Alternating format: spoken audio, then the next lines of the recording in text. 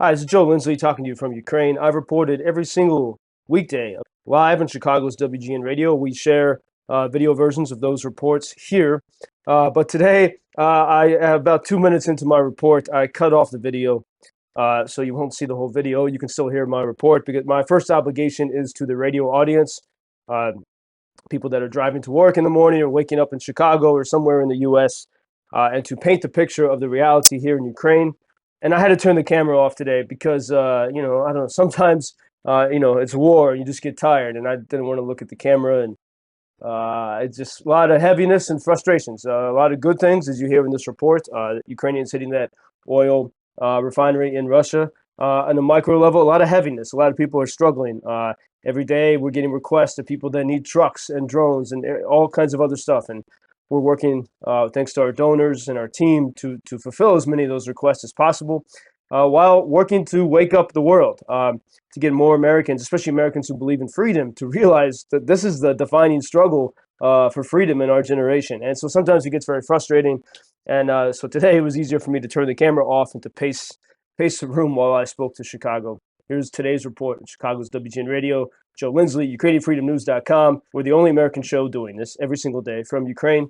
Here we go. Thank you. Joseph Lindsley standing by in Ukraine. Joe, I saw a report on NBC, Richard Engel, talking about how some tanks from the U.S. finally in Ukraine now helping out. But then he was describing these new weapons that the Russians have, actually old ones with updated technology, making them even more deadly than ever. And I believe that was some of those weapons were responsible for that terrible strike on a shopping center there. What's the situation as you see it today? Well, Bob, good afternoon from Lviv. And indeed, the Russians have been, as have the Ukrainians, been working to improve their technology. We especially see this with drone warfare. The bomb that you were referring to on the shopping center was a Russian glide bomb that was sent from an airplane over the Russian Federation into Kharkiv city. And those attacks were happening multiple times a day in the month of May, and now that is significantly reduced. And this is clearly in when the United States gave permission for Ukrainians to hit back on Russian soil, we see a clear reduction these past weeks in these types of attacks on Kharkiv city. And even in that, where the Russians made a land incursion in the Kharkiv region, about 15 to 20 miles north of Kharkiv, they've made no progress. And now it does seem indeed that the Russians are being pushed back. So when the United States gave permission for Ukrainians to fire back, we see that is working really well there. And then another success story for Ukraine in the past few hours, the Ukrainians used Ukrainian-made drones to hit yet another Russian oil refinery. This one is it's on the Sea of Azov on Russian territory, about 100 miles or so from the front line. And in a place like that, Ukrainians are not permitted to use American tools to hit within that far within Russia, but they're totally free to use their own devices, and so that's what they did. And you think about the oil is so much, it is what keeps Russia going. It's what helps fuel the war machine.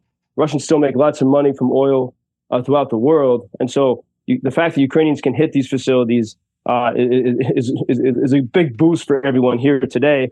But all that said, it's still very difficult in many places.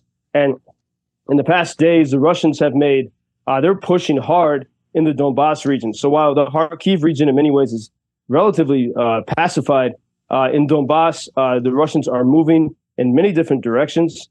They're advancing. There's a city called Pokrovsk, where I spent a lot of time in 2022 and in 2023. And the Russians are right down the road from that city now. So we are seeing Russian ground advances there. But so it's always a mixture of good news and bad news, day in, day out there.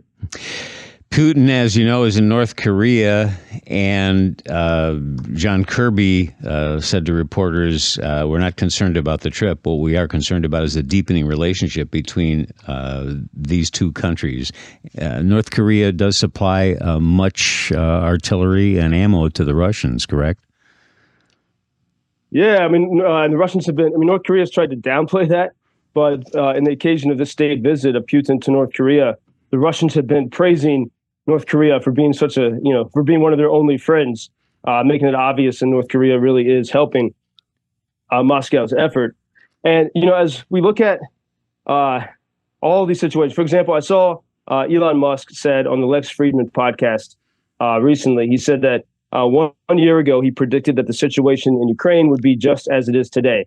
Many more people dead and no significant changes in land, and then growing sort of geopolitical tension.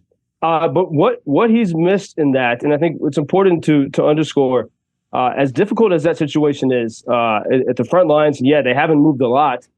So you have to look at how much worse things could be. The city of Kharkiv could be occupied. There could be Russians knocking on the doors of, the city of Dnipro, and none of that is happening. So it's important to have that perspective of, how much worse things could be.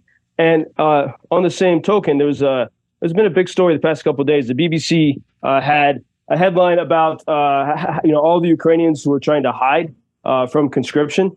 And if you, and it's true. I mean, many people are, people that don't feel that, it's in their nature to fight. And the story was focused on the city of Odessa and how people are doing everything they can, like hiding in your girlfriend's house or whatever to avoid the conscription. And that's true. But the thing that the story missed is that since the new conscription law came into place, or the new conscription order, more than about 1.5 million Ukrainians have signed up, have gone to the military offices. Even if they feel heavy about it, they still are facing their obligations, and including 200,000 women. So it's, as always, there's a negative part of the story, but then there's a positive side to it too.